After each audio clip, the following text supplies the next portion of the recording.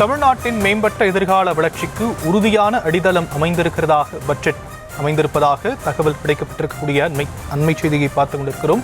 தமிழ்நாட்டின் மேம்பட்ட எதிர்கால வளர்ச்சிக்கு உறுதியான அடித்தளம் அமைத்திருப்பதாக இந்த பட்ஜெட் மூலம் தெரிவிப்பதாக முதலமைச்சர் தெரிவித்திருக்கக்கூடிய அந்த அண்மை செய்தி 2025-26 நிதியாண்டுக்கான பொது பட்ஜெட்டை நிதியமைச்சர் தங்கம் தென்னரசு இன்று தாக்கல் செய்திருந்த நிலையில் முதலமைச்சர் சில விஷயங்களை தெரிவித்திருக்கிறார். தமிழ்நாட்டின் மேம்பட்ட எதிர்கால வளர்ச்சிக்கு உறுதியான அடித்தளமாக அமைந்திருக்கிறது இந்த பட்ஜெட் என அவர் தெரிவித்திருக்கக்கூடிய அண்மை செய்தி.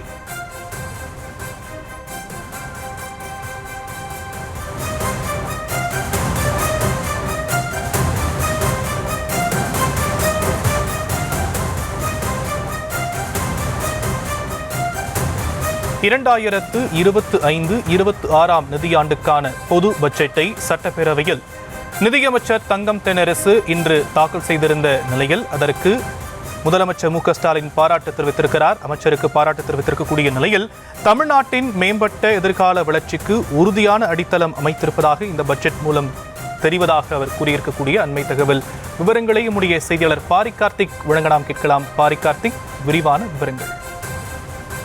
வணக்கம். 2025-26 ஆண்டிற்கான நிதிநிலை அறிக்கை தமிழ்நாடு பட்ஜெட் இன்று சட்டப்பேரவையில் தாக்கல் செய்யப்பட்டது.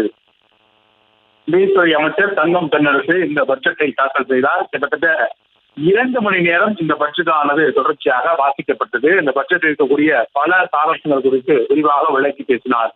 இந்நிலையில் இன்றைய தினம் தொகுக்கப்பட்ட அந்த பட்ஜெட் குறித்து தமிழ்நாடு முதலமைச்சர் அவர்கள் தனது எக்ஸ் பக்கத்தில் மகளிர் நலன் காக்கும் மாபெரும் திட்டங்கள் என்றும், ததும்பி வழியும் தமிழ் பெருமிதம் என்றும், இளைஞர்களுக்கு உலகை வெல்லும் உயர் தொழில்நுட்பம் என்றும், தமிழ்நாடெங்கும் வேலை வாய்ப்புகள் அள்ளித்தரும் தொழில் பூங்காக்கள், புதிய நகரம், புதிய விமான நிலையம், புதிய நீர்த்தேக்கம், அதிவேக ரயில் சேவை என நவீன தமிழ்நாட்டை உருவாக்கிடும் முன்முயற்சிகள், விளிம்புநிலை மக்களை அரவணைக்கும் தாயுமானவரின் கரங்கள் என அனைவருக்குமான திட்டங்கள் என்று அறிவிக்கப்பட்டிருக்கின்றன என்றும், எல்லோருக்கும் எல்லாம் எனும் உயரிய நோக்கத்துடன் தமிழ்நாட்டின் மேம்படுத்தப்பட்ட எதிர்கால வளர்ச்சிக்கு உறுதுணையாக அடித்தளம் அமைச்சிருப்பதாகவும் தற்போது தெரிவிக்கப்பட்டிருக்கிறது.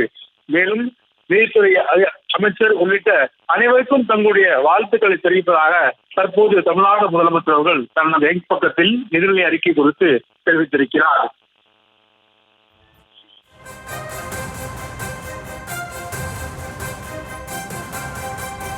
விரிவான விவரங்களுக்கு நன்றி பாரி கார்த்திக்.